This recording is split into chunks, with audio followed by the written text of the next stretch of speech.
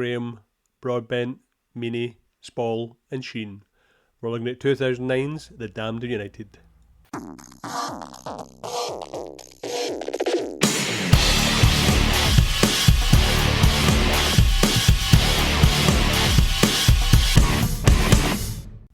Hello everyone and welcome to another episode of your favourite Film Fact podcast, 100 Things We Learned from Film. I'm one of your hosts, my name's Planty, and I sort those boys down with my own hands.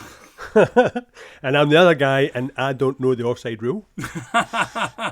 And this is not the podcast for that. No, I'm not going to teach you by showing you here's some shoes and someone else that wants shoes. I fucking hate that, by the way. You know that explaining the offside rule to women. Yeah. I know women that can explain the offside rule much better than I can. So fuck that shit. Yeah, you know what I mean. John, how are you? All the better for seeing your beautiful face. Fantastic. It's all good, isn't it? And this is finally an episode I've wanted to do for a long, long time, and I kind of didn't for a long time because I know you don't really do the football thing. Don't do football. But I know you love at least one of the actors in this. Oh, a couple of them? No, I'd say three. Actually, four. Actually, it was a It's fucking piled really full good. of them, It's even really if good. all they do is scratch their balls. Aye, it's full of talent, and that's why I actually really enjoyed watching it for the film part, or for the drama. But yeah, the football part just was. Yeah, well, there's not a lot of football in this it. film, they don't shoot Yeah. it. It's like Football Manager. You set everything up and then done. And then you just watch a spreadsheet for an hour. Aye, very It's my much. fucking life. Yes, please. John, what are we talking about this week? Those Damned United from 2009. Oh, fantastic. Yeah. What else could we have been talking about for 2009? Oh God, there's slim pickings, big man. I've been scared. Oh, this means it's going to have been an amazing year for film, and you've just picked shit. No, just and I love it. the fact people absolutely are still calling us out on this. And I'm like, No, it's a bit. Please, it's a bit that he's doing. Don't lose your rank. Right, so the Puck Hogs. What? Stop it! You're now making films up. Crank, High Voltage. Oh, is that the first one or the second one? Second one. Oh, Yeah, man, second that one. is fucking mental. Those movies are good. Invictus. Is that The rugby one, isn't it? With Oh, Matt yeah, Damon. yeah. Hello, Matt Damon. I am Nelson Mandela. I'm not Dan Belson. I can't quite. Don't do that. No. Aye, and you can't get away with it. There is The Firm. The football one. Yeah. Oh, yeah. The Firm. There was also one I seen earlier on, but I don't know if you've seen it. The one with Christina Ricci and the mortuary. Oh, you mentioned this last week. I You mentioned mentioned this. This is 2009. Yeah. Okay. And for life, mate, if I've lost it now, it was there. Oh, Coraline, which is really creepy. Coraline's good. Yeah. Yeah, Coraline's creepy good. as hell. It's really good. S. Darko, the follow-up to Donnie Darko. No. And Pandorum. I think that was the one in Pandorum's space. fun. Yeah, it was Yeah. fun. And Daybreakers, just for good. Oh, good measure. Daybreakers. I enjoyed Daybreakers. Cinema. Right, no, It was Daybreakers cinema was for good, that actually. one. Yeah. Anyway. No, it was. I actually thoroughly enjoyed it. Fantastic. We, of course, are the podcast tries to learn 100 things from every film that we cover. If you like what we do, follow us on our socials by going to 100thingswelearnfromfilm.co.uk, or you can give us some money. Give us £1 a month, and we will shout you out. We will also allow you to pick an episode by putting you on the wheel, spin the wheel, and let you do that. We've got that coming next week. Next week we are finally doing Gav McGill's episode. We promise. But it's been stuff, and it's a fucking garbage fire of a film. So I watched 20 minutes of it and went, I'm going to need 2 weeks, John. Yeah, Which has gone down really badly that people think I don't like the film. They're just awful characters. But more on that later. But also, we will shout out any nonsense that you want. So, special shout out this week for friend of the podcast, modern escapism film wanker person, patron and general nice guy Stig, who's currently doing a double challenge in November to raise money for his girl's granddad, loved father-in-law, who is suffering through pancreatic cancer. He's doing Movember, which I've seen the pictures a couple of days in. It's hilarious. And also walking 100k in the month. He's a good lad, so he's asked us to share with you. We've put a few bob in ourselves.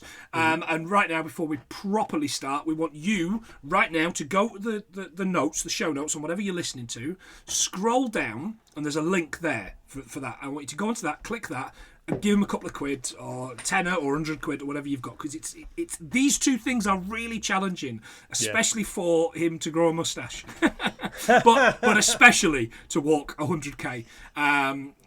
He's working really, really hard for this family member that he loves. So go and do that, because it's really special, and then come back to this. And you can do it while you're fucking listening, because you're not going to miss out. It's just 9/11 jokes and things. One final thing before we start. I have promised that this week, and probably for the foreseeable few weeks on social media, we're not going to do any jokes relating to that orange fucking what's it over the sea, because it's sad. It's making people sad. It's too soon. Yeah, it's far too fucking soon. 9/11, that's fine. It's like 100 years ago. You know what I mean? So that's fine. The death of Brian Clough, which will make me cry every time, it's fine. We can do jokes about that. We can do that. Yep. I'm also not, so we're not doing that, and we're trying not to do that on social media as much as I usually do. Finally, I'm not going to try and glorify some of the things Brian Clough's done in his life, because although he's my hero, I know he is a terribly flawed human being, but I still loved him, and always will, and he'll always be an important part of my life, and I sobbed my fucking heart out when he died as a 24-year-old, which was like 20 years ago. 20 years ago, Brian Clough's been out of my life, and that is... that's difficult to think about. But luckily for us, we've still got your man that plays him. Michael Sheen. Michael Sheen, yeah. Martin Sheen, you nearly said, didn't you? I know, I keep doing it every time. Having a heart attack in Vietnam. I do like Michael Sheen, actually. Of course you do, he's great, he's fantastic. The Damned United, John. Had you seen this before? No, this was my first experience of watching any proper football movie. Yeah. I'm going to assume you had a good time with it. Oh no, I totally enjoyed it. I didn't. The thought of it, not so much. But once I was watching it, I got into it. I could see the why. first proper football movie. You've never seen Escape to Victory?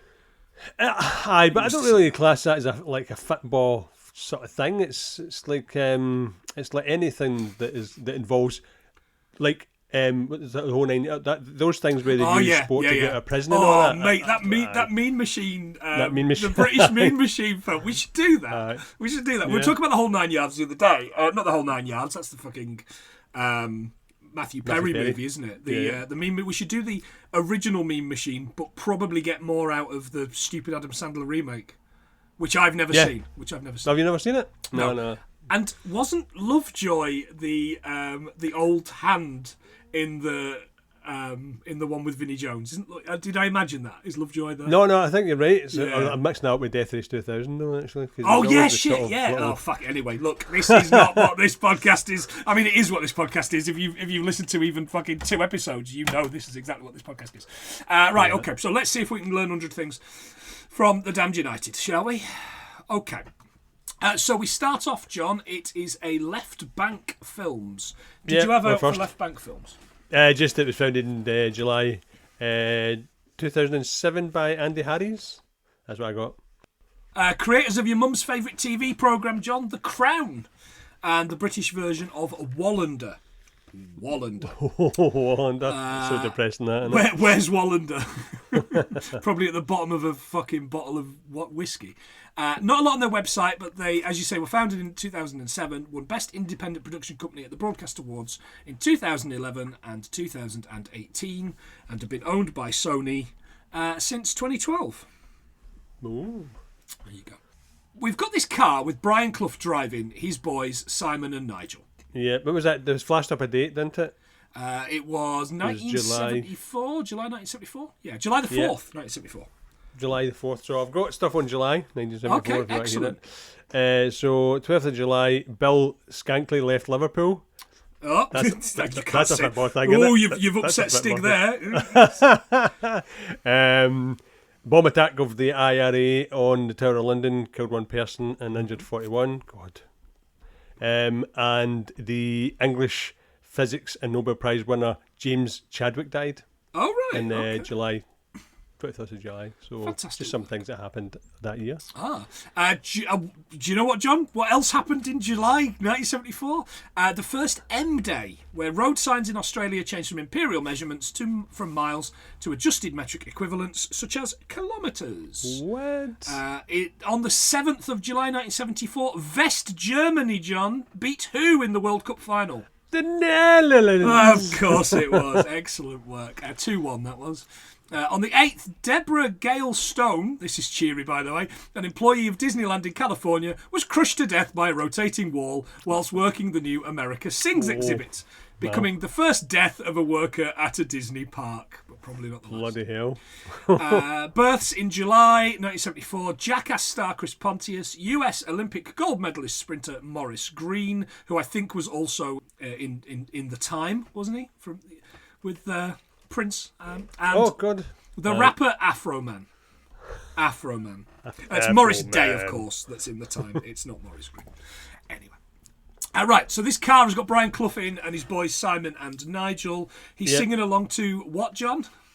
Oh, I didn't catch the song. What's New Pussycat? By Tom Jones. Tom Jones. Tom Jones. What's New Pussycat? 1965 single from the film of the same name. Nope, me either. Written, of course, John, by podcast regular and writer of all the songs, Burt Bacharach. Oh, mate, I thought we'd had all of his songs. No, I thought you were going to say Dennis Waterman. Write a theme tune, sing the theme tune. The theme tune to What's New Pussycat, indeed. Tom Jones's third top 40 record, making number 11 in the UK and 3 in the USA. Nominated for Best Original Song at the Oscars in 1966.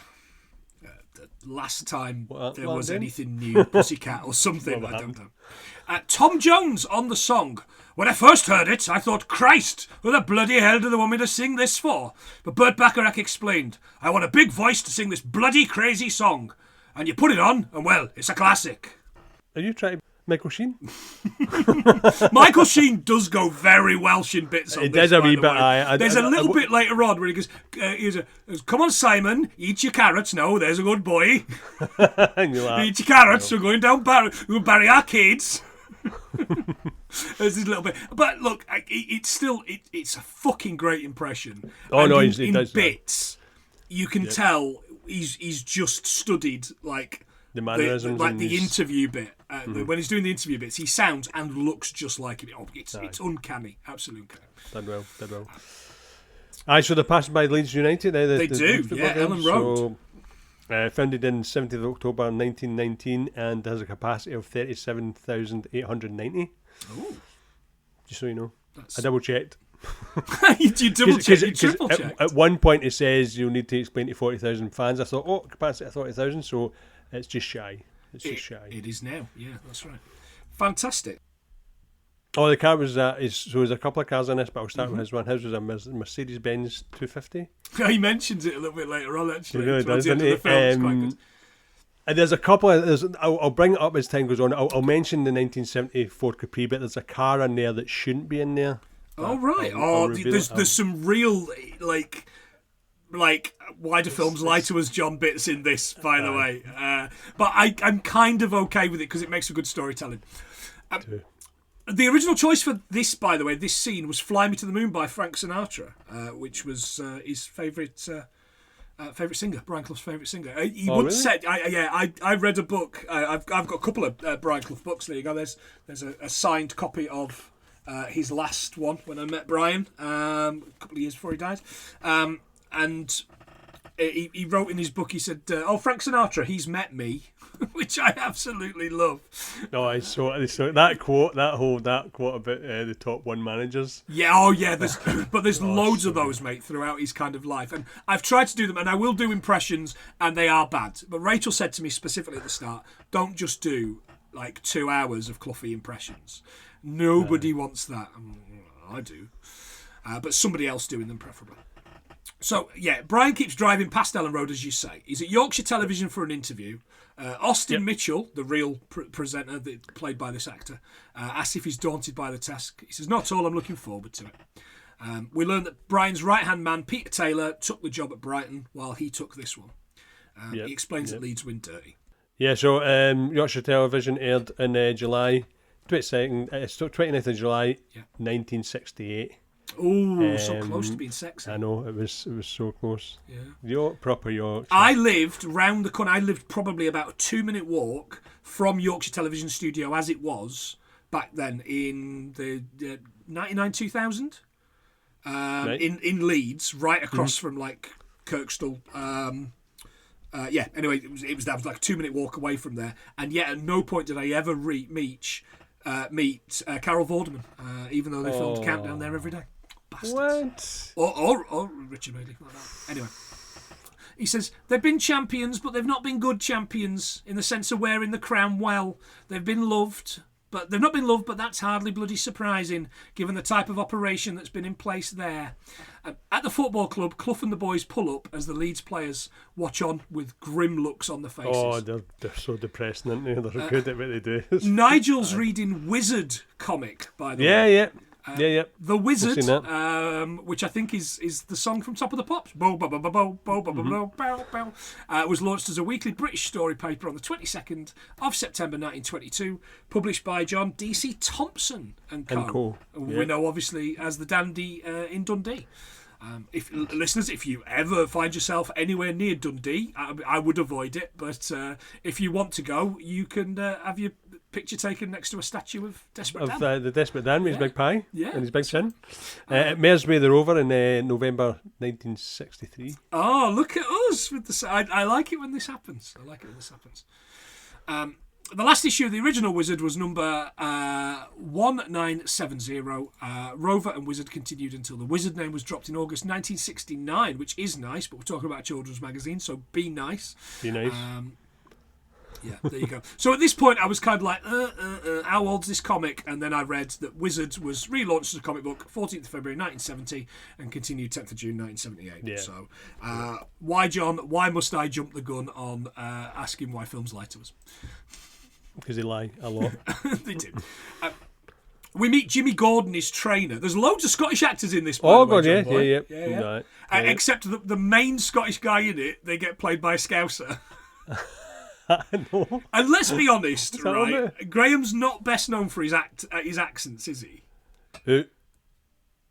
Like the guy that plays Bremner. What's his name? Graham. No, he's actually famous for his accents. People actually employ him for his accent because he's all right. You better take it. Yeah, you see. Who Tommy? Is he German? Who Billy Bremner? Is he Germans? I watched. It was an interview with him and who's that? Jodie Comer. And both of them obviously are Scousers, but man, they can turn. Did they do an accent? She's amazing. She's always in villain. I'm going to have to find that because I think that those two. And I said this on a podcast probably about a year and a half ago. I think in the next 5 years he's going to win an Oscar. But where's he fucking gone? Do you know what I mean? I haven't seen a lot of him recently. He's done that Is it Boiling? Yeah, I think it was Boiling Point we were talking about actually. Yeah, I think it was. We'd watched that week. God, that's a fucking tough watch. If he presses on it, if he gets bigger films, there's definitely every chance he'll get an Oscar. I like him very much. A lot. Okay. Jimmy says everyone's pissed off that he's 5 days late. We learned Johnny Giles was Revie's choice for the job, and we can see on his face that he's very upset. Johnny Giles, of course, John. Cockney rhyming slang for piles. Oh, nice. Piles or hemorrhoids, swollen inflamed vascular stretch of the anal canal. You've not had your tea yet, have you? Internal hemorrhoids often result in painless bright red rectal bleeding when defecating. There's no official known reason for them, but apparently constipation, diarrhea, or sitting on the toilet too long can cause an issue. Best ways to fix it, add some fibre and up your water intake. Aye, and don't sit in the toilet too long. Or sit in cold stones. Remember, you used to sit in the steps. You used to sit on the cold steps, and your mum would always go, "You'll get piles." Right, yeah. I've always thought about that. Actually. And your face will sit like that if you keep that face on. Indeed. Yeah.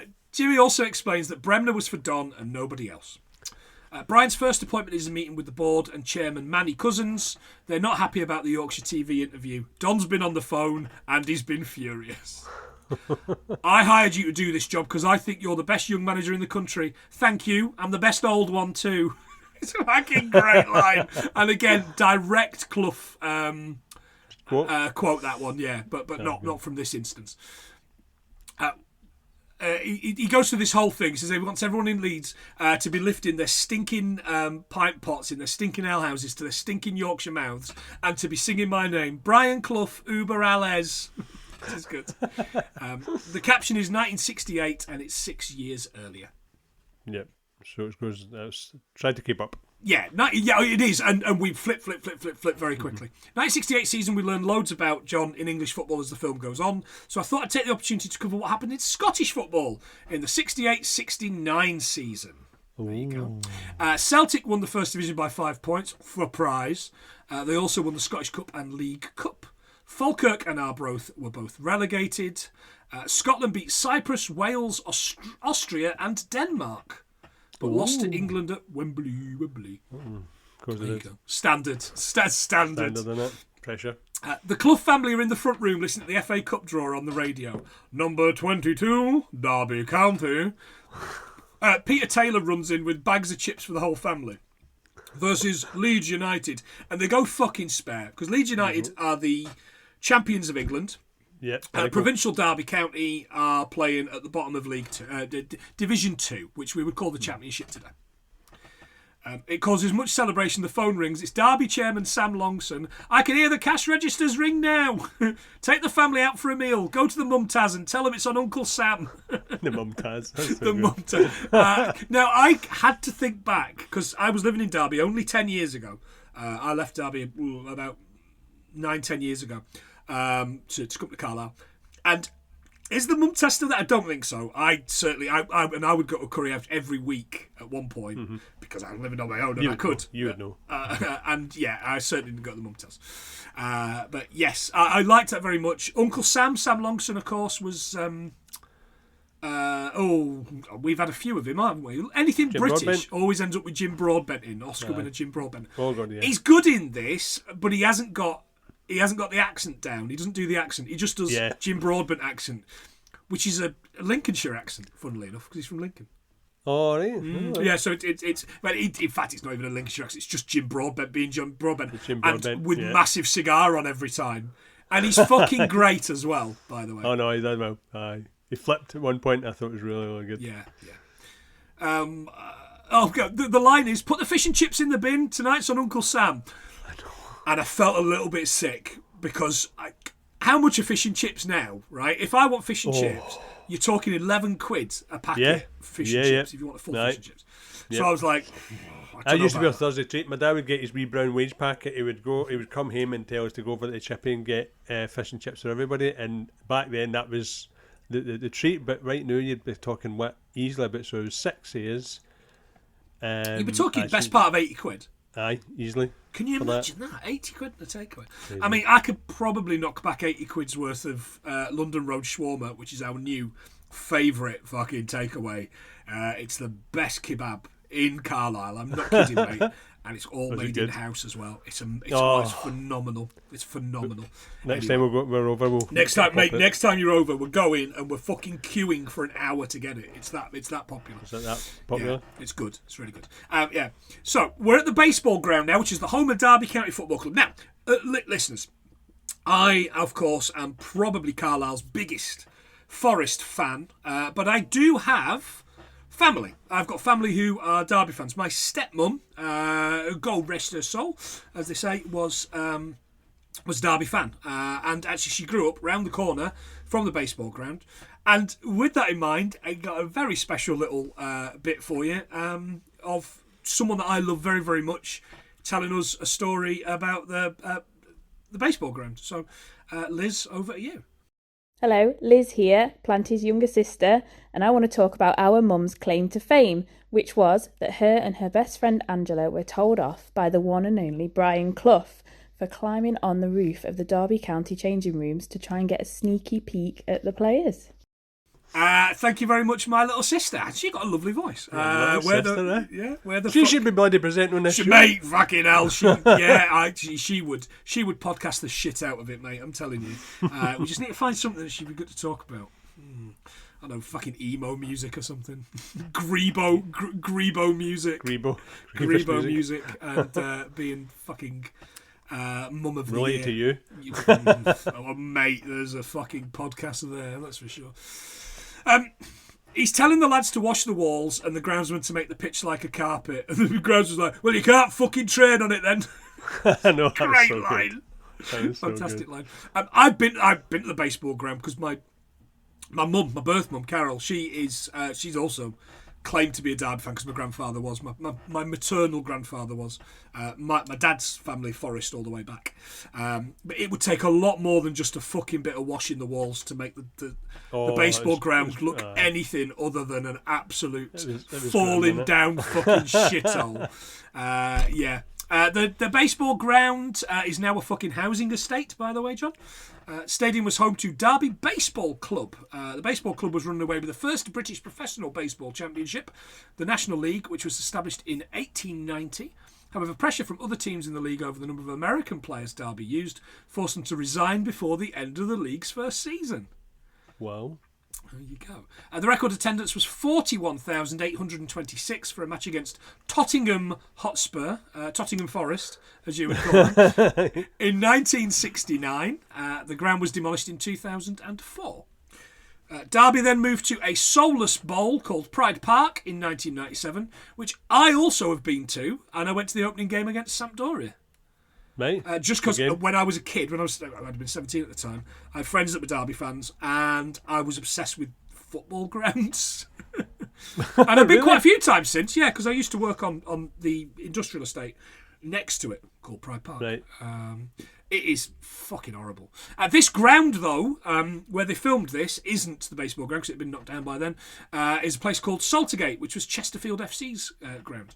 The ground was chosen because it had not had any significant modifications since the 1970s, just like the rest of Chesterfield. And Saltergate's film role earned the club an added income of $50,000 in the 2007-2008 season. It was demolished in 2012. Oh well. Doing £3 million worth of improvements to the city, to the town. Sorry, Chesterfield is a town. A hell of a refurb on it. Just knock it in. Again, I've been to their new stadium as well, and that's pretty soulless, but good pies. Good pies. Yeah. Of course I fucking do. Really good pies. Really good pies. Clough and Taylor are discussing Revie, right? He's got he's the Leeds manager. He's got a full dossier on every team he plays. Pete and Timothy Spall's accent here it's a brilliant Nottingham accent because it's dead specific, and he sounds like Taylor a lot of the time. He says, "I heard he wears the same suit to every game. He's lucky blue suit." Honestly, I felt homesick thinking about it. Oh, really? It's such Timothy good Spall is brilliant. Like, it's really underrated. He's great. You've probably not seen that Mr. Turner film about the artist Turner. No, he's amazing in that. I would love to watch that again, but it's a bit dry. It's a bit dry, but he's he's exceptional. Yeah. Clough's a bit obsessed. He says that they both grew up in Middlesbrough and they both played for Sunderland.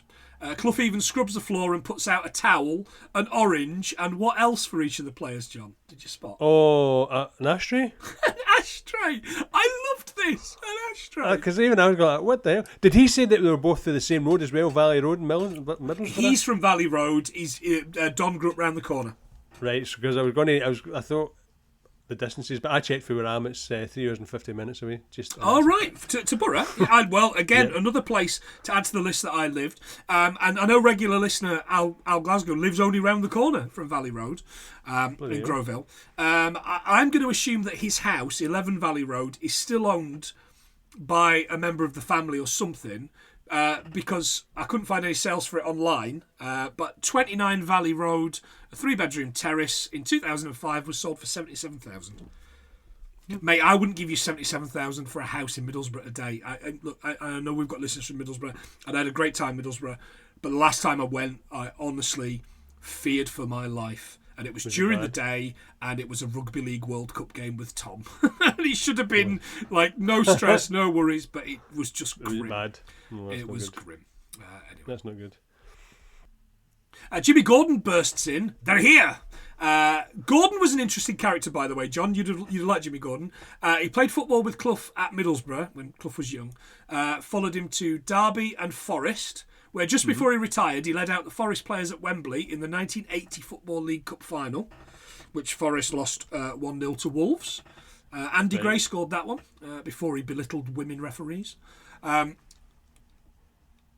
And yeah, he basically went with him absolutely everywhere, which is good. I like that. Yeah, I like that it's good. But again, I think Clough took people he trusted, and you see that with his players. Yes. In this film alone, here. He's a little tiny mates. Oh God! And I've got some stories about them as well, some facts about them. He goes, well, they're almost here. Another superstition: they're parked a block away, and they're made to walk. Clough used to do this as well at one point, and I guess maybe this is why. This is why, yeah. Taking it from the old school. Eric, who I sometimes drink with and got the football with, Carlisle United fan, and he always talks about the time when Carlisle played Forest in the first division as it was, whatever it was, maybe the cup, that he made them walk from the train station down to the football ground, which is about a mile and a half. They were all getting on the bus. Mile off, mate. Mile off. Yeah, so I quite like that. The players in these suits, proper like rock and roll looking, walking the ground to Flight of the Rat by Deep Purple. Flight of the Rat is from 1970 album In Rock. The album made it to number 4 in the UK charts and stuck around for a year, only dropping out in the spring of 1971. Now remember, this is 1968. Yes. There you go. There's one of your inconsistencies, and I'm okay with it. It's fine. They make it to the gates of the ground, and Brian introduces himself, but Don walks on right by. By the way, he's got this sheepskin coat on, which makes him look like Bane, doesn't it? It does. Oh, Brian! You just inherited Dirty Leeds. I was born in Dirty Leeds. Or something. I was born in the park. I was born on Valley Road. Something. Fucking hell. I love the fact that me and you, a man that's never been to Middlesbrough, are talking on a podcast that will probably be listened to in America by somewhere. 3 people. And I know in Germany. And they're going, what? Valley Road, Middlesbrough. What?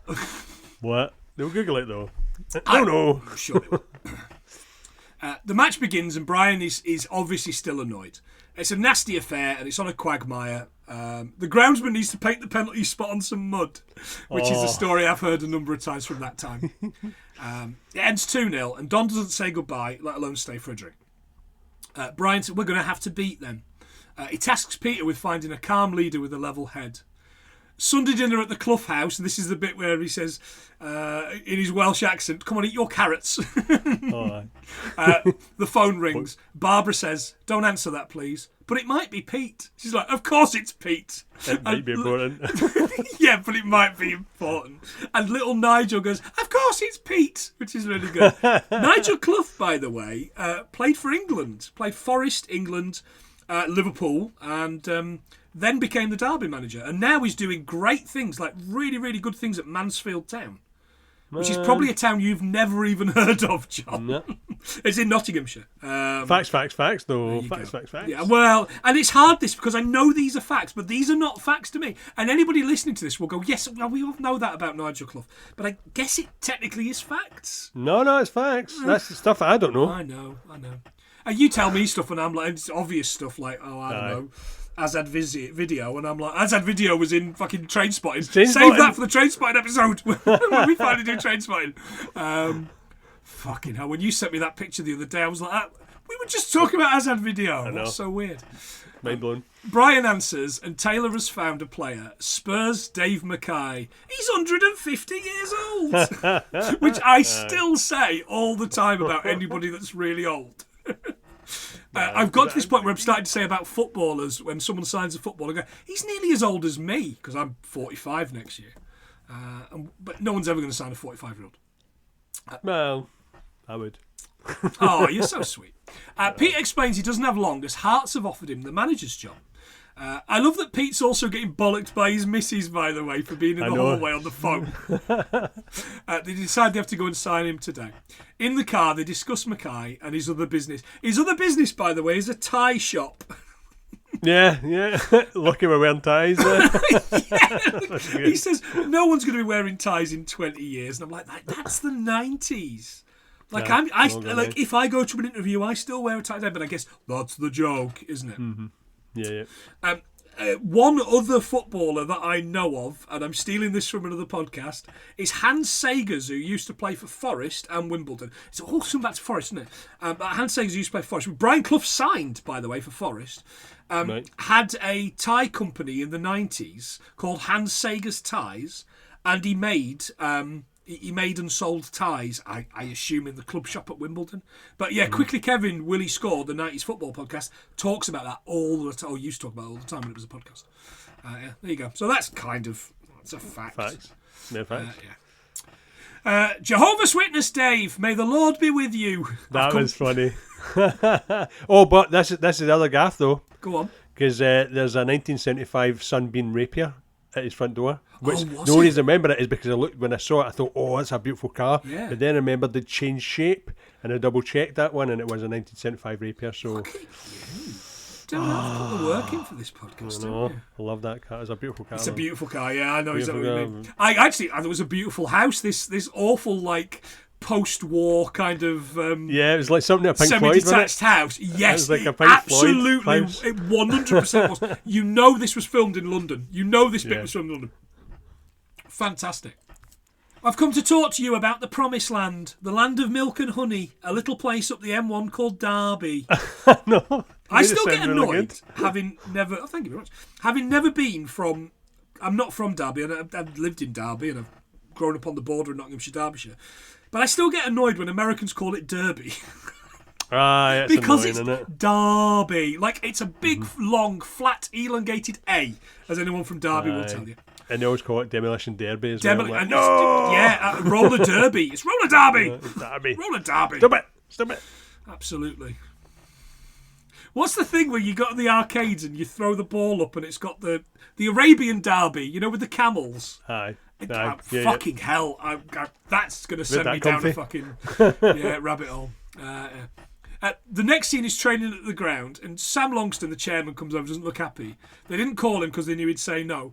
And he says, he's crocked. He's broken more bones than Evil Knievel. That's brilliant. I love that. I love that. And again, I love when it's somebody that is just gets it wrong.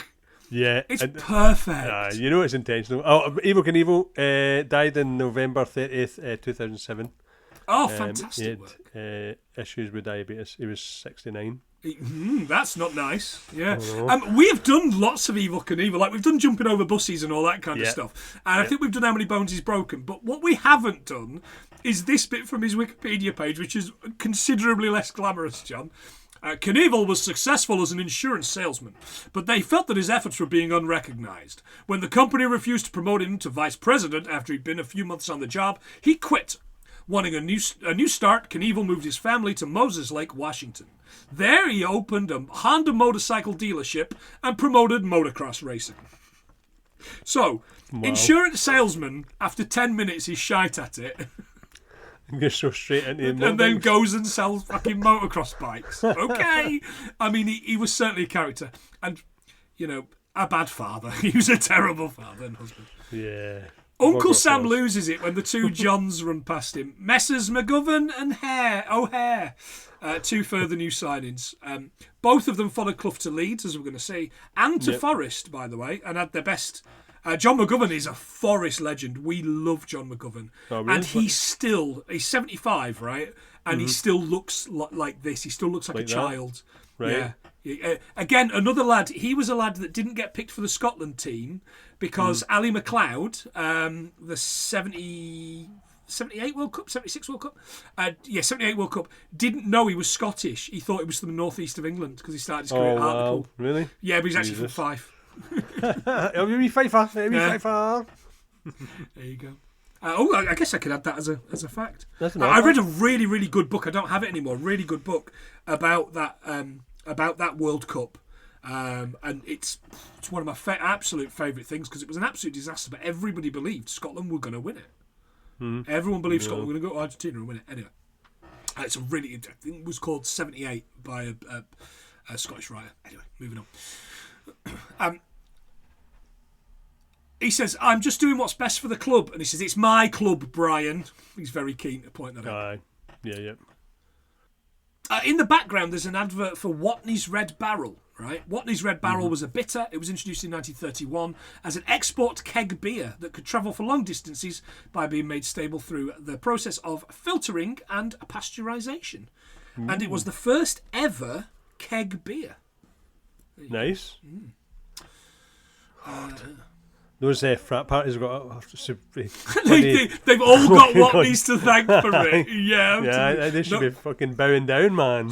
Jeff Watney and his keg stands. Famous. Give me some of the Watneys. Fucking right. Sure. We get some footage of Derby moving up to the second division, which they win by 63 points. The night of the trophy presentation, Brian's pouring champagne out the trophy for the players, and they're all singing Love and Marriage. Love and Marriage, of course, Frank Sinatra's song from 1955. Like Brian, I also love the music of Frank Sinatra because I'm such an old man. Lyrics by Sammy Kahn and music by Jimmy Van Heusen, who I think is possibly Milhouse's dad in The Simpsons? Question mark. I think you're right, actually. Won the Emmy for Best Musical Contribution in 1956, and covers include Peggy Lee, two first name wanker, Dina Shaw, Bing Crosby, and of course it is the intro music to Married with Children. Married with Children. Yep, that's what I know of it. Yep, that fountain, it will always be ingrained in my head. Yeah. Oh, come on now, let's have sex. Oh, gee, Peg. It's so grim, Brilliant. it's so grim. So good, though. Meanwhile, on the telly, Don Revie's accepting Manager of the Year award. Back to 1974 now, and it's Brian's first training session. Excited, he is not. Nope. Yeah, it's a bit grim, isn't it? Yeah, it is very, very grim. You lot may all be internationals and have won all the domestic honours that there are to win under Don Revie, but as far as I'm concerned, the first thing you can do for me is chuck all your medals and all your caps and all your pots and your pans into the biggest fucking dustbin you can find, because you've never won any of them fairly. You've done it all by cheating. My Brian Clough impression gets worse the longer he's been dead. Mike Yarwood, I ain't. He tells them they need to be less dirty. Then he does this seven asides thing. And Bremner says, Don never made us do that. Clough tells them that he doesn't want to hear that name. If he hears it again, they'll be cleaning his boots all week. Clough joins in, telling them, you might learn something. After all, I got 251 goals in 274 starts, which is an absolute fact. Which I know you're not into football, John, but fuck me, that is never going to be beaten. Is it good? Yeah, that is phenomenal. That is never going to be beaten. Is it FIFA good? Oh, mate. Haaland only wishes for it. He does this brilliant bit of juggling the ball. It's good acting. You know, it's good skills for an actor. And scores on the volley. I'd like to see Don fucking Revie do that. It's good. It's a good walk-off, isn't it? That's good. And as they're playing the game, Norman Hunter absolutely fucking floors him. And I've watched this a few times. And I couldn't tell if it's obviously not a football challenge. It's not a tackle. I think obviously because he's a big lad, the guy that plays Norman Hunter, and I think he just shoulders him, doesn't he? Yeah. As he's running full pace. Absolutely fucking wins him. And as he leaves, he hears them all taking the piss and saying that he's no Don Revie. Bastards. They really love that Don Revie, didn't they? Yeah, and actually, you know, the guy that plays him is great. Elvis was a Yorkshireman. Elvis was a Yorkshireman. Are you fucking what? Honest to God. I honestly love him in Star Trek. He's just so good. And Snapper as well. He's really good in the Snapper. Jesus. I personally think he's great when his car gets fucking smashed in Con Air. Previous episode, by the way. In fact, that and the Commitments, man. Previous episode. Yeah, no, he's done his bit. He's been in loads of films. Elvis was a Cajun. Fucking what? It's great. Oh, so good. Back to 1969, it's Derby's first season in the top flight, and they are at Leeds. He tells the Derby players they're equals to this lot. He goes over to each player, you equal to you, you equal to you. We can take this lot. Come on. And the match ends 5-0 to Leeds. Fucking mad. They take a gubbin, didn't By they? the way, Derby's away kit this season was red. Did you spot this? Yeah. They were playing the red away. Mate, you would never get a Derby fan buying a red kit.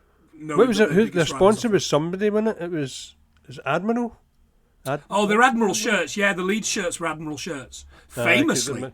Well, I had Admiral when I was younger, but people sort of classed it as like Memogola and lesser brands, and I love that. But you look at them now, like one of the most beautiful kits ever made is the Admiral Wales shirt, which is the red, the yellow, and the green. It's fucking stunning. And if I thought I could get away with cutting around in a Wales shirt without most of my mates disowning me or fucking battering me, I would. Absolutely that, with fucking Nico Williams on the back. Yes, please, boy.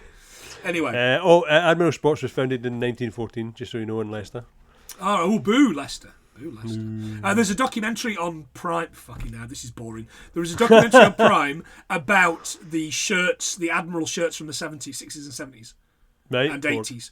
And it's very niche, mate. Is that niche? Yeah. It's the kind of shit. It's the kind of shit only me and about 6 other people have ever watched. Yeah.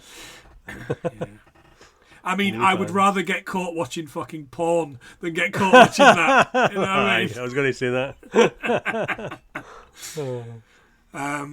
Post-match, Brian and Peter discussing the game. McGovern was like the wandering Jew out there, and I was like, blimey, what can you say? Look up? What is that?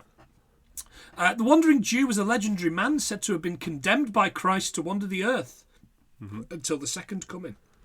Yeah. Which is probably not my favourite Stone Roses album. But then that means he was only doing it till like 92, whenever that came out.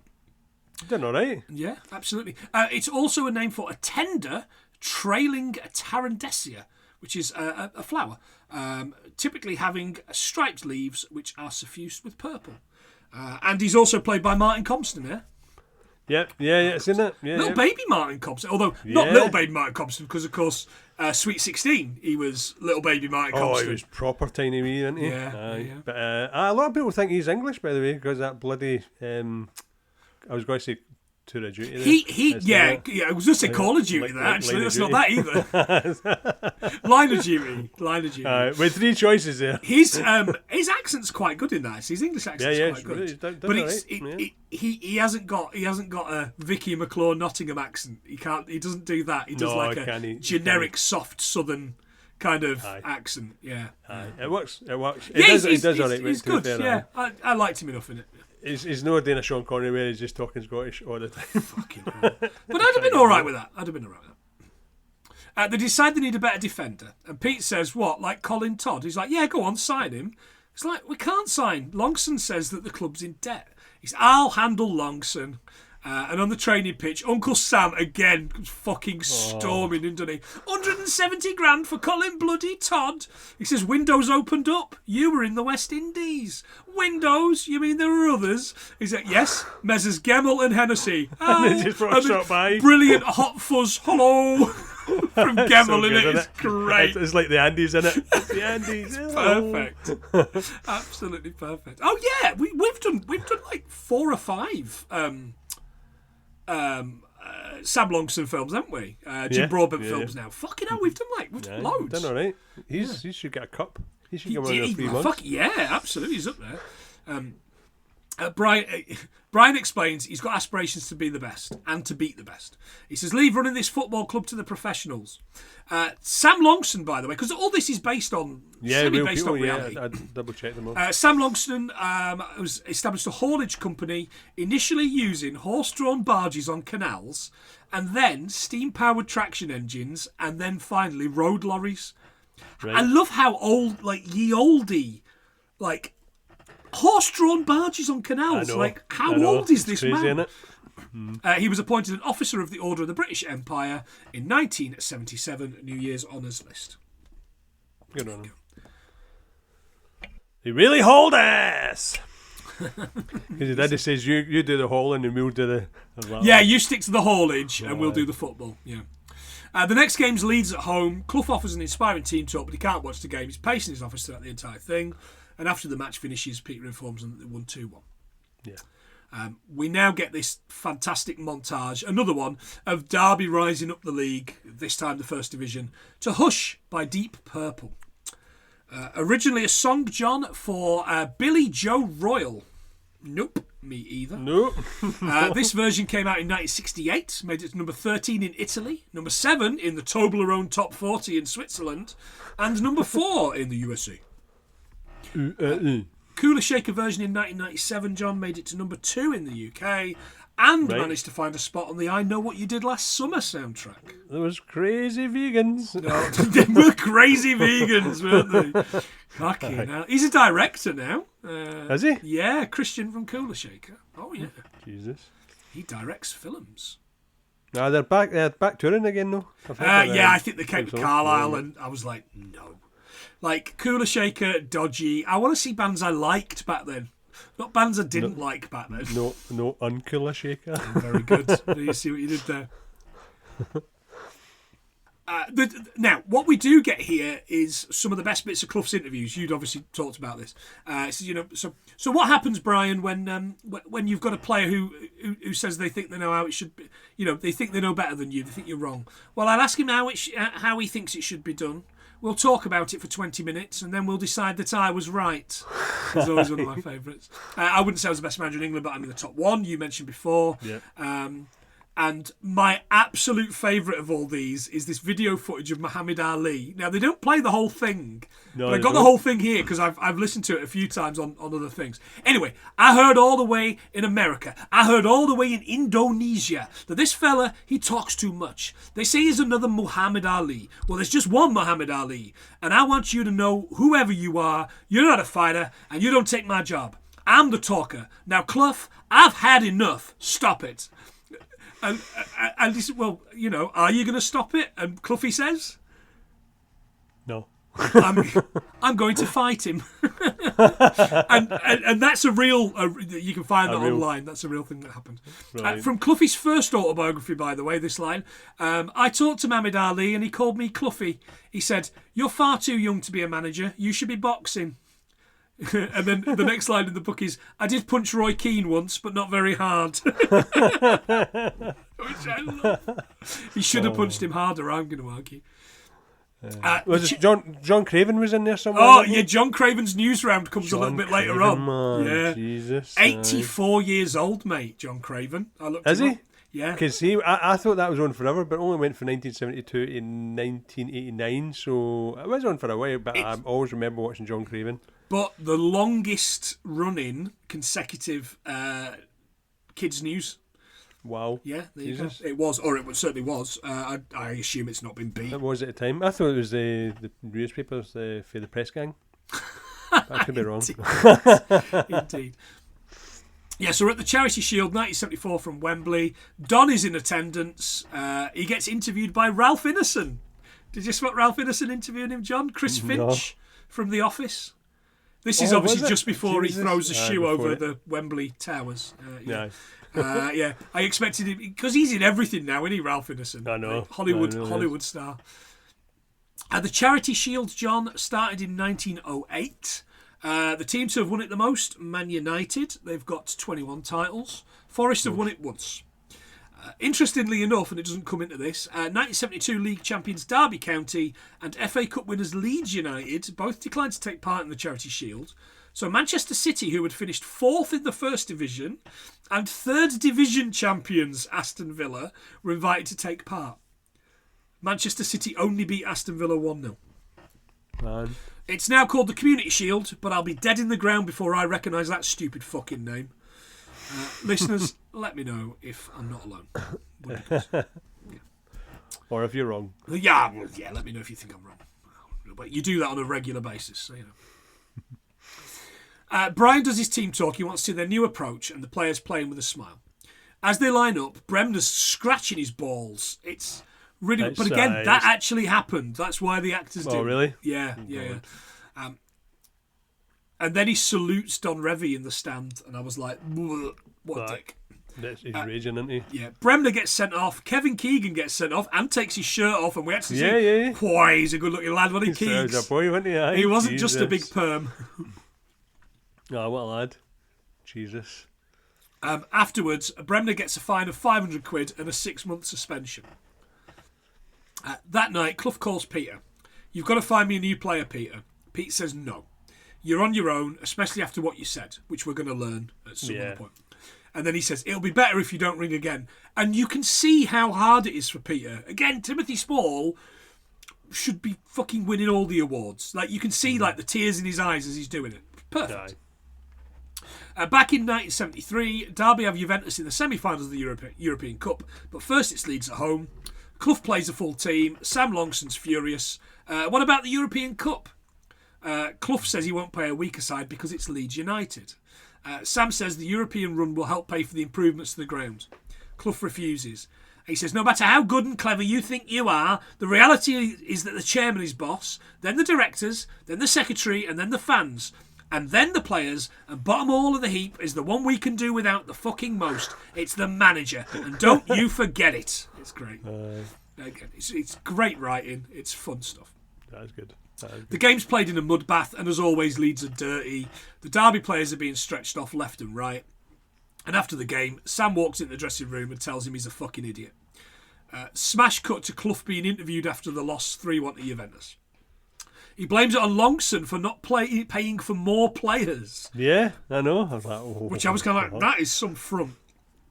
Pete in the foreground is looking a little unwell. Yeah. Later we see him in the hospital. He's had a heart attack. He says they say it's been coming for 3 weeks. He said they've done loads of tests, but I told them all they need to know is I share my professional life with Brian Clough. And they understood. That's good. I love him. That's good. Sam is unhappy. Clough will get sacked if he badmouths him in the papers anymore, so he's put an injunction on them. Brian's drafted a letter of resignation, he tells Pete. He knows the board will be forced to back him and Pete and not the chairman, but Peter says Revie's the villain here, not Longson. Next scene, Clough bursts into the boardroom. They've accepted the resignations. Clough argues he could create a footballing dynasty here, but Sam's having none of it. He says, don't dare show your face here again. And that's it, yeah. And that's it, and that is kind of the end of that bit. This is where we get the news round with John Craven, as you've pointed out. Yeah. Match of the day with Jimmy Hill. Ooh, Chinny reckon. Oh, it's in the chin, yeah. Chinny Old chin, reckon. wasn't he? Old chinny. Yeah. There's footage of demonstrations and marches, actual footage, and some of the fans, talking heads, that do the people of Derby absolutely no favours. These people that they interviewed here. And there's one lad, they interview this lad, and he said, I think it's terrible. I think club will come to an end. I was like, oh no, mate. Oh, I wonder if you ever lived that down. But it was big. You know, I've read books. I've read a lot of Clough books, and it was really, really big. And there's a lot around this, and they do a good job of kind of covering enough for you to be invested. You know. Yeah. At Brian and Barbara's, the players have signed a letter in support of Clough, and Taylor's asking for them to have been reinstated. But it's no good because Dave Mackay has just accepted the job. I signed that fat fuck. I saved his career. I gave him the best 2 years of his life, kind of thing. The phone rings and it's Mike Bamber. Brian, it's Mike Bamber. Who the fuck's Mike Bamber? Peter says, chairman of Brighton and Hove Albion. Hove. Yeah, never heard of them. You've never heard of Brighton and Hove Albion? Nah, Mate, they're a Premier League football team. I know, that's how much I don't. Hey. I do know they founded in the 24th of June 1901, and they play at the Amex. They do. Right? They play at the Amex. Yeah. With a capacity of 31,876. Yeah, boy, fantastic work. See, and that's because I looked them up because like, who the fuck are these guys? Are they called Brighton Hove Albion? Yeah, I don't think that. So Hove is like the next town over from Brighton. Right. We went to see Maisie Adam in Carlisle a while ago, and she was saying she went to Brighton, and she did she went to a gig at Brighton, and she did this thing about like Brighton. She lives in Brighton, I think now, and she did this thing about Brighton and Hove, and she was like, it's like Hove is in Brighton, and apparently some woman like threatened her on Facebook saying Hove is not in Brighton. But it is. It's like a certain part of like it's like Botcherby in Carlisle. Do you know what I mean? Right. Or Raffles in Carlisle. It's a part of fucking Carlisle. Yeah. And apparently she got abuse from posh people from Hove. Oh well. Yeah. Anyway, I always thought that was cheating. By the way, it's like Rushden and Diamonds FC and Brighton and Hove. Like you have to play two teams. It's not fair. No. And then in the No, Cup, no. like I always noticed that Keith always did really well in the Scottish Cup. But that seems really unfair that Keith, just one man has to play a whole That team poor of Keith. 11 footballers. Aye. Never really got how unfair what that was. Poor Keith. Poor Keith, indeed. Back at Leeds, the Johns have been brought to Leeds to save them, and this kid called Duncan McKenzie, who'd scored 28 goals last season. The Leeds players are furious, and there's a pretty homophobic kind of slur. comes out here. I don't like this. But, it is what it is. The Leeds players want a dossier on QPR, who they're about to play, like Revie used to do. That's Queen's Park Rangers to you, John. Not to be confused with Queen's I Park. got that. Oh, you knew that one? Okay. Yeah. And he got bollocks to Don Revie. He shouts it really loudly. Because this is filmed at Elland Road, by the way. This entrance here is like the main walking on at Elland Road. Right. I know that because I've been in Elland Road. I've walked up that bit. Because very, very briefly, I did 4 weeks' work at Leeds United Travel, which was a real company, when Leeds were in Europe. And my boss, I'm sure I've told this on this podcast, my boss was Mel C, not Mel B, Mel C, the Scouser, from the Spice Girls. It was her dad. Oh, really? Yeah, he was really, really big up in... Was he really? really big up in the travel industry. But he was a tiny little Scouse fella, a massive Liverpool fan. But they'd paid him a fortune to go and work for Leeds United Travel. And then Leeds got knocked out of Europe and the company went bust. Fucking hell. Yeah, but I did You were there admin for them. He was a really nice guy. So I've walked at this little bit here, which I guess not many non-footballers will have done, unless you can do it. So he says, I don't need to justify myself to you, not who I buy or what team I pick. And he says, no, but you'll have to justify it to 40,000 fans on Saturday. And then we get the headline, Leeds 0, QPR 1, and the sound of a booing crowd. 2 a.m. in the morning, drunk Clough calls Revie. Oh, you must be loving this. Your players won't play for me. And he's like, for God's sake, man, where's your dignity? I Don't know, call that's this one of number the again. drunken texts to your ex, isn't it? Drunken promos. It is indeed. Oh, I felt embarrassed for him. Back to 1973, Brighton and Hove Albion are in Division 3. Brian and Pete are there. We're from the north, Pete. What do we care about Brighton? Bloody Southerners. You can't manage people you don't care about or know. It's kind of fair. True that. They meet the chairman and he offers them £7,000 each. Yeah.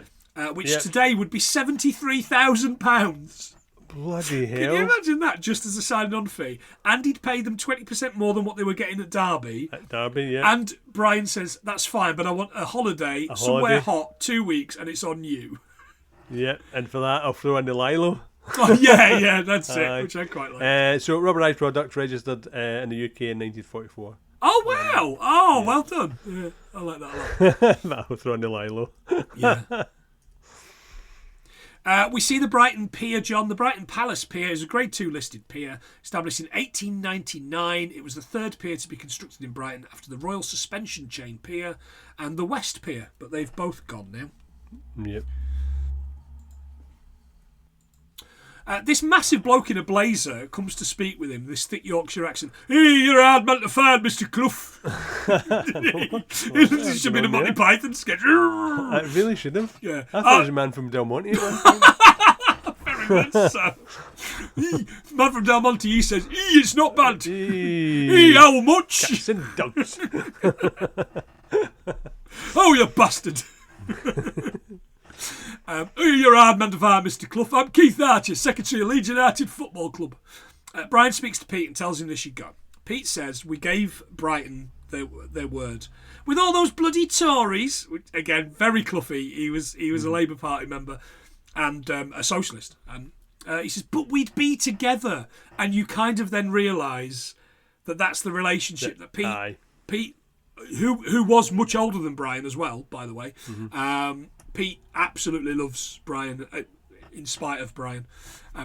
He says, no ambition. Without me, you'd still be at Burton Albion, because Peter used to be the manager at Burton Albion before they went to manage Hartlepool's together. He says, before you, I'd still have a job at Derby.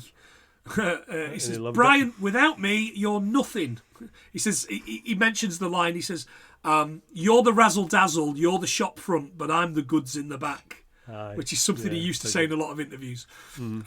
So what does that make you? Less than nothing. Nothing's parasite. History's fucking afterthought. And then Pete storms off. And you see that's what the thing that was said, isn't it? The thing that was said. Yeah. Talk about. Yeah.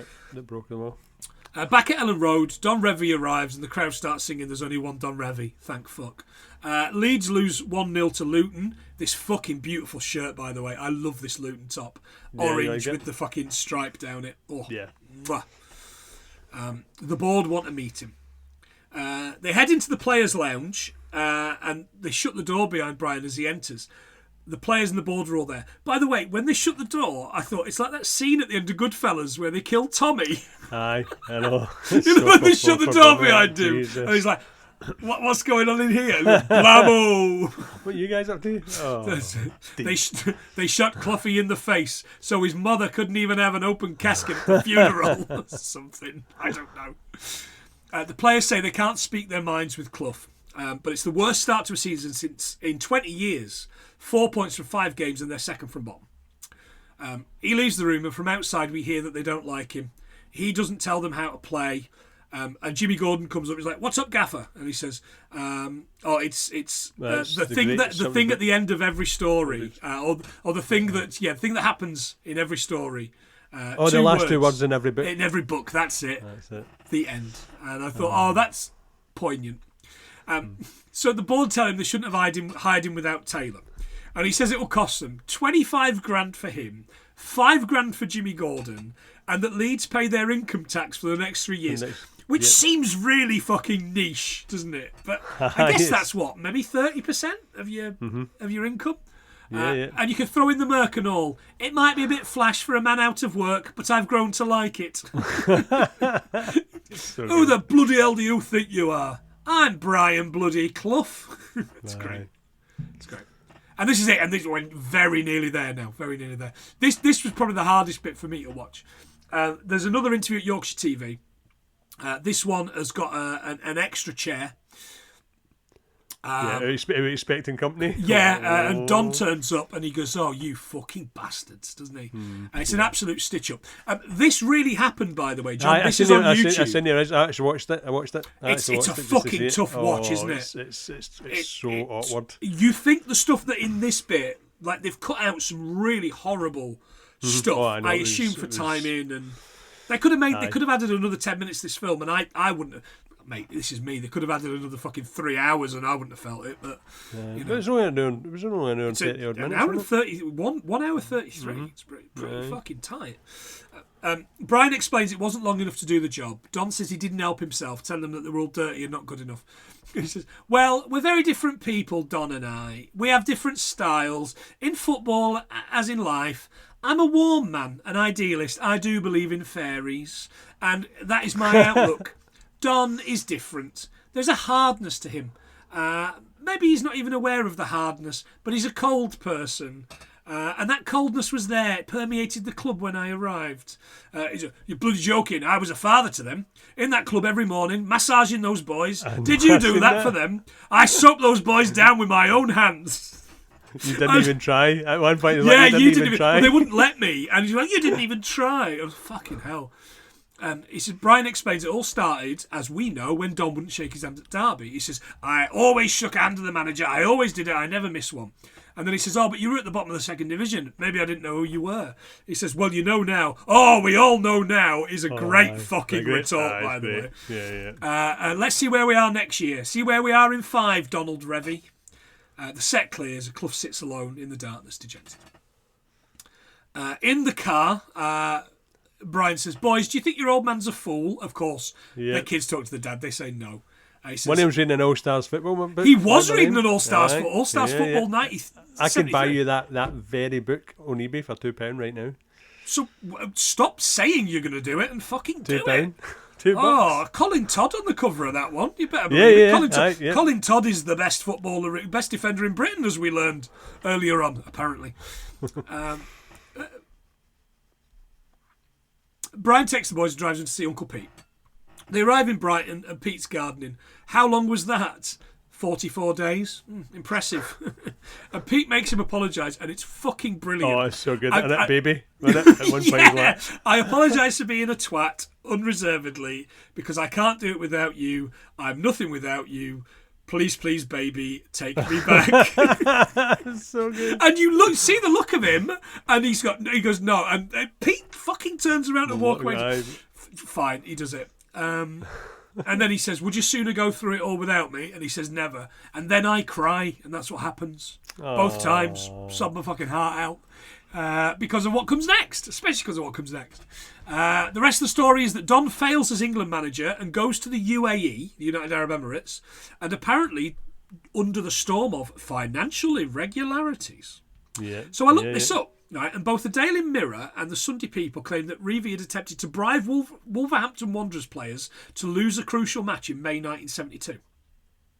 What? Yeah, which right now would get you fucking burnt at the stake. Aye. He managed 15 games for the UAE and only won 2.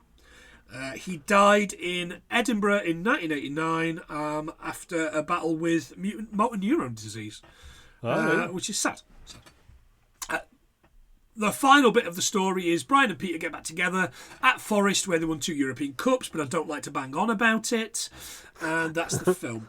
The bit they don't mention, because it's a happy ending, is that Peter went back to Derby and then signed John Robertson from Forest, who was one of our greatest footballers of all time, won 2 European Cups. Again, don't mention it very often.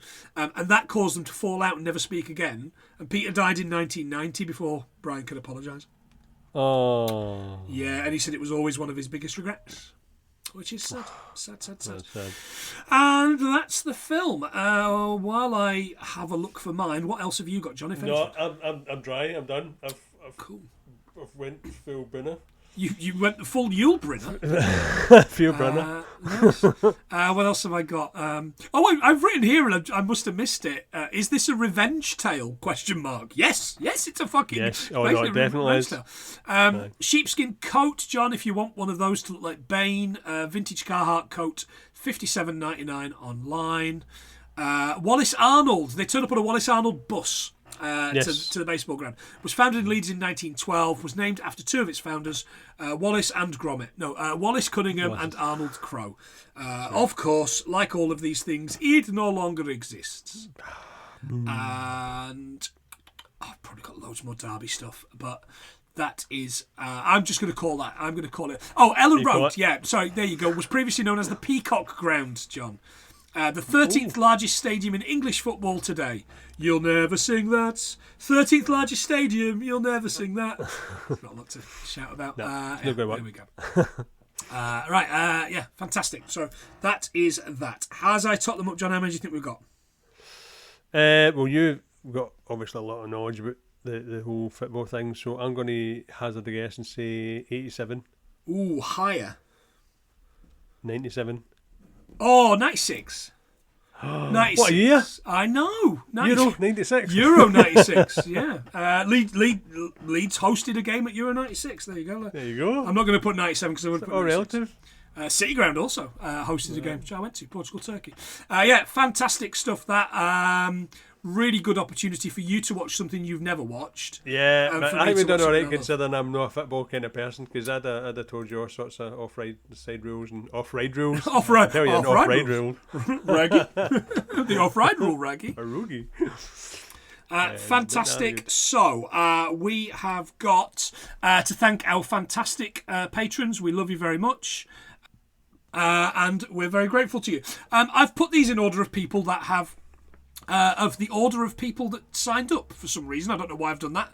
And it is Phil Fairish, Rachel Plant, my lovely wife, Gadget, Stig, Josh Wilson, super familiar with the Wilsons, love you and thinking about you right now, Gavin Belson, Gavin McGill, we'll see you with your episode next week, Ian Graham, Mono, Biggie from Modern Escapism, Joe from Hallmark of Greatness, where we're going to be talking Robot Wars this week, by the way. Get on that.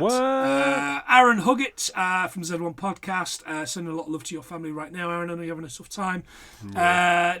Dan Belson, Nigel Davis, Ian McComish, Paul Parks from SP Film Viewers. They're having a little break at the moment because we all have to do it at some point for podcasting. They have podcasted solidly for like 5 years. We have not. Maria, also from the Acolyte episodes of Cult Connections, Ali, Dale, and Megan, Jen and lovely Rob Jones, Jake, Kieran, Oodles from Modern Escapism, Candy from Modern Escapism, Lee Davies, and Jimmy Facto from Hallmark of Greatness. So thank you very much. That's a really weird way of doing it, but I know, for some reason that's the way it like came you. up in the list. I don't know.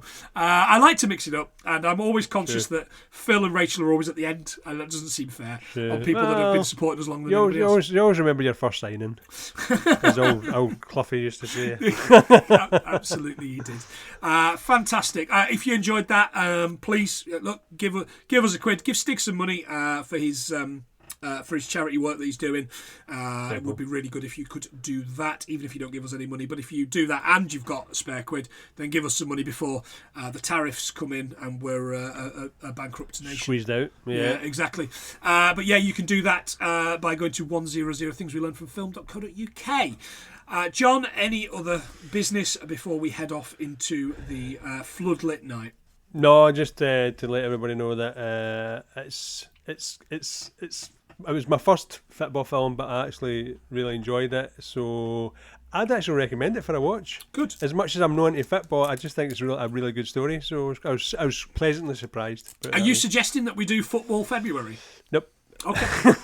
Good. Nope. I'll scratch that one from the fucking memory banks. Stick it. Yeah.